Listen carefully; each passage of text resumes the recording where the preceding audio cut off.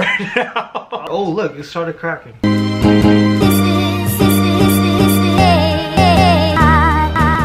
What's going on, guys? Chris Renato, and I'm back with another vid. If you guys know me before, that I've come up with this kind of concept before. It's my boy Q, by the way. We're gonna interview him. So pretty much a few videos back, I kind of mentioned this thing I wanted to do called "What's in My Closet." So pretty much interviewing friends that I know in the shoe game. So "What's in My Closet" is a concept that I kind of wanted to paraphrase from the likes of Joe LaPuma, who does complex shopping or complex closets, and a guy like Deontay Paysinger, who actually Q introduced me to, is calling Beyond Deadstock.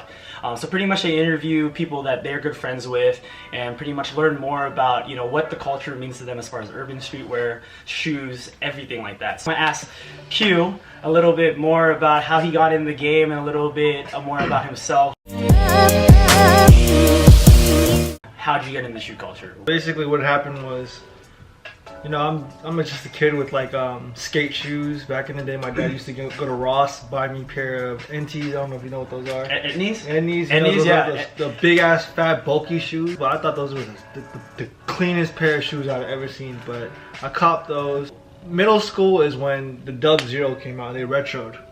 So I don't know if it retroed or I think it came out 05. 05. They came out 05. We were like in 5th grade. I was in 6th grade. 5th or 6th grade, yeah. Whatever grade I was in, and everyone got a pair. And this is when Jordans were sitting on the shelves with the orange Laser 5s, and all these things just came out. And I'm just like, dude, Dad, I need to get a pair. So I think I went to Stone Ridge Foot Locker, or not even Foot Locker. It was a Champs downstairs. I was like, Dad, yo, listen, I gotta get these pair of shoes. I gotta get these Dub Zeros. And the guy that came to help us, he was like, yo, listen, like, I don't know if I'm gonna have your size, and because I'm a kid. I'm like, I think I wore like a size like 6, like 7. It was a small ass size though. I was a small kid, but basically, he said, no, I don't have your size, and he showed me the Laser 5, and I was like, no, I don't want them. Them joints is ugly. It turns out they like $500-$600. Yeah. But they didn't have my size. They had a size bigger. And I'm like, Pops, I'm gonna grow. I'm gonna grab this pair. You feel me? So I'm grabbing this pair. The next day, I'm like, oh yeah, let's go. Like, I got these pair of shoes. I'm gonna rock these pair of shoes, even if they're a little too big for me. Right. They were like a half, maybe a full size too big for me, and I was wearing them to middle school. That's what got me into Jordans. Growing up, I mean, the skate era, the SB era just came in not too far from where we're at. I mean, and then Purple Pigeons were my favorite SBs, and till this day I don't have a pair because I whooped the shit out of them. I used to wash them, and everything. I used to do everything in them. After that, I just started getting into all this stuff through ISS, Nike Talk, NSB.org, whatever that shit was. And then now it's Facebook and Bay Area sneakerheads, that's how we get our shit now. Yeah. StockX. I go to Soul Supremacy a lot. I'm really good friends with them. They're awesome people there. So shout out to Derek and Scotty. Yeah, and Jeremy. Jeremy's a good guy. Jeremy is a good guy. First sneaker that I copped on my own would have to be the Elkway. I was saving all my Chinese New Year money, and I was like, you know what? These shoes come out this day, that day. I gotta aim for it. And all my friends lined up at Bayfair Mall and just squatted up over there and just copped like 10 pairs. Copped a pair of my size, came back, and we was in the fucking house taking pictures. We all had these bandanas on. I beat the shit out of them. They had holes in the bottom of them. I was hooping in them. So I think my first event would have to be a dunk exchange. Do you remember what year? 07. One of the ones that started at the beginning when everyone was like, buy my shit. Or like, I know Rolo was there, Dunks Are Nice was like the old beaterhead guy. I mean, just a bunch of people that are still in the game now. Like, it was cool back then. Like, it used to be a mob of people that went. I actually looked up to a couple of my friends. They're old church friends. They were really into like old school shit, like Pippins, and like they actually got me more in fell in love with the game actually, because they were older than me. Of course, they're way older than me. I think they're like 3 or 4 years old. It's kind of like how with me, it's like my cousins, right? Yeah, you're like got me in the Jordans. Yeah, and these guys were like older brothers to me, so it's like I'll see them wearing these Jordans. Like he was really into like the Space Jams and the Jedis, and And my other friend was winning like the Jordan 1s, the bread 1s, the royal ones and all that. And it made me like, oh yeah, listen, I gotta one up them. I gotta figure out what I want to be and what I want to, you know, get into. So it got me into SBs. It got me into Jordans back in the day. Like I would try to get on IS to find the great deals and stuff like that.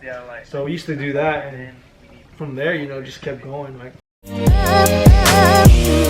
I think my favorite brands right now are just things that I feel like are really nice to me, to myself at least. Right. I don't like don't get me wrong, I like following the hype, but I follow the hype because, I follow the hype to only things that I like. Right. Compared to like, oh yeah, I'm getting this box logo because everyone has this box logo. Right. No, I have shit that like people that like slept on and like people that don't really know or people that like really want to like. I usually just wear my own like brands like that I mess with a lot. Like this is a Sav t-shirt that we made. Trillis, like we do all those clothing brands, so I usually wear a lot of that stuff. But when I like wear the hype shit, it's just more like bait. I have some Supreme items. I have some, you know, some a little everything. Right now, I'm trying to get into the vintage stuff. Some Tommy Hilfiger. So Tommy for your mommy. Shout out to Paul Cantu. He's cool. I watch a lot of his videos because I think it looks clean. It just catches my eye. So if I see it, I'm just like, yo, listen, like I'm gonna get it because I like it. Not because anyone thinks of it of any kind of way. It's because I like it and I want to wear it. If you had to choose, Supreme or Bape, and why? Bape. Even if I have a Supreme mat, people take Supreme way too far. Bape is kind of an easier cop for me, at least. I like a lot of the older Bape stuff where things have changed or like materials change, owners have changed. If you don't know the story about Bape, you should research. I mean, I've been following Bape since I was in middle school when they had the little gray Bape Baby Milo. Back in the day, I used to think Bape was clean. I still had Bape back in middle school, and now I have Bape now, so now I can afford it. I mean, I could definitely, you know, wear it. I have a bunch of Bape shit over here. Some in my closet, you know. I have brick toys.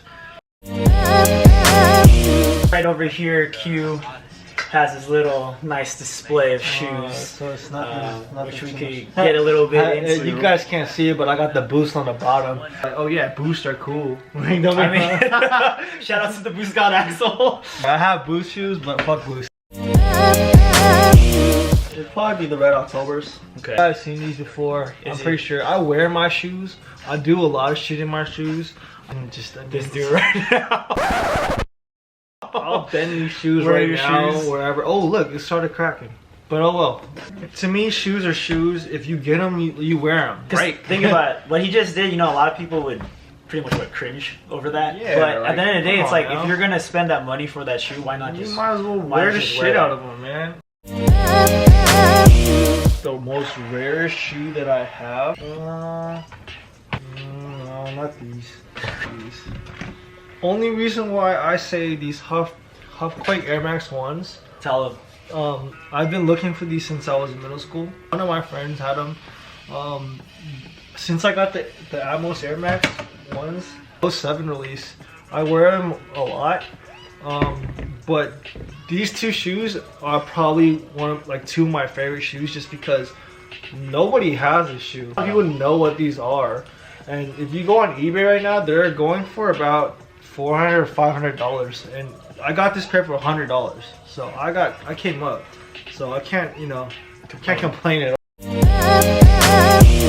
The most sentimental shoe in my collection, babe. My most sentimental shoe in my collection. I don't know. Come on, no. Man. So these would probably be my most sentimental shoe. Shout out to Jeremy from Soul Supremacy. The reason why I say these are the most sentimental shoe is because I've had almost 8 pairs of these. These are the Dunkles. I like to call them Uncles, but these are probably one of my favorite shoes. I've had beat pairs, I've had new pairs. This is a fairly new pair. You can still see the pink. It's a really nice pair in my opinion. I wear these a lot. This has a lot of sentimental value. Didn't Futura this? Yeah, this is part of Futura's line. Yeah. I want to see Futura's. There, it's right here. If anybody has a 9.5, so much detail. Let me know. Barrel list right now, the top 3 are probably gonna have to be I need a size 11 plat. So if anyone has a size 11 plat, it's easy too. I need that. I also need white Supreme blazers in size 11. And then on top of that, I need tans. Easy ones. Tan easy ones. Yeah, the ones you. The nets. They call the nets, right? The tans. And I think I'm gonna be done for a while. I got a couple of things that I picked up that I want to show you guys. So and you guys are gonna see that in Q's vid. Yeah, you'll see that when he drops that. I'll make sure to drop the link to his channel. Man. The game back then was more of a I help you, you help me kind of thing. Yeah. I scratch your back, you scratch mine. Kind of thing where like, oh yeah, I'm gonna help you out because you know it's part of the culture. Of course. You know, I get that you need to make your money, but then again, you defeat the purpose of culture in this sneaker community. You defeat the purpose of helping one another or building a community that could help one another. You know, the other day I saw someone trying to sell someone something for a outrageous amount of money, like the off-white shoes or some shit for like $600, $700 when it should be like $300-$400.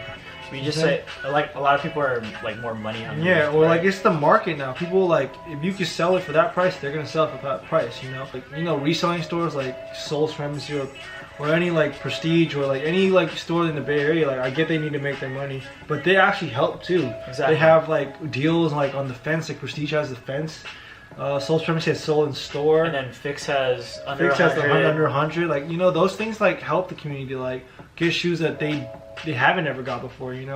Like I always wanted a pair of shoes that I couldn't get before. Now I have the money to get it. But like, what about like a 15-year-old kid that doesn't have a job or doesn't have enough money to buy the Yeezys that he wants or to buy like the SBs or Nikes that Jordans what he wants, like no one's helping them out, so we got to help each other out once in a while. Like I remember giving a deal to my boy. Actually, I gave him some Yeezys for for retail down here, honestly, like just to be a good person. I mean, you can't make money off of everything sometimes. What does the culture mean to me? The culture is dying. is dead to me is because all these kids watch these YouTubers. I mean, don't get me wrong, no hate towards these YouTubers, but you're YouTube famous that you have all the money to buy everything that they need. A few guys that are teaching people how to resell shoes or helping the younger generation to get what you guys have or what people have that they want, And that's what I want to do. I want to help this younger generation get what they want. You know what I'm saying? Because they're our future. You guys have kids watching your YouTube channels and YouTube videos, thinking like, I want to be like that. You gotta teach them. You gotta teach this younger generation to keep going. You only fail when you stop trying. This culture is dead to me because no one's willing to help one another. Like, don't get me wrong, I'm not targeting anybody. Yeah. I just feel like if you have that platform, how come you're not using it to make it a better community or a better place for kids to actually be a better person, like for kids to look up to you? That's true. Yeah. I mean, you think about it, like you build, and I say this, like I build my greatest friendships through this game by just talking to people and getting to know them. You know what I'm saying? I met some crazy ass people. Well, the crazy as in good people. Yeah, good people, but like Christian being one of them. So I mean, like I feel like the audience that for my YouTube, I want to hit the younger generation where it's like, oh yeah, I'm gonna teach you how to get these things. Like you can do this, you can do that to get your money. Like trust me, I'm gonna help you. You know what I'm saying? Just be on the lookout.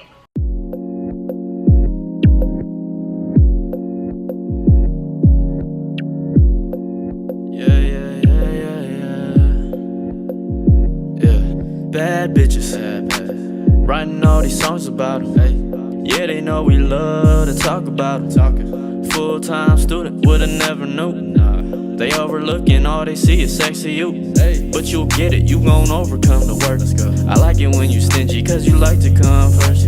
You ain't stepped out in a minute, I could tell you ain't felt this way in a minute. You should put me in the picture more, out me in the picture. I ain't saying I'm the realest man out, I'm just saying I could love you better than these. Alright guys, well that ends it off with my What's in the Closet episode, the first one with my boy Quinlin Lam. Don't forget to check out his channel. I'm dropping the link below and subscribe to it. See you guys in the next episode. Bro, really? Alright, we'll see you in the next one. Peace. Bro, really?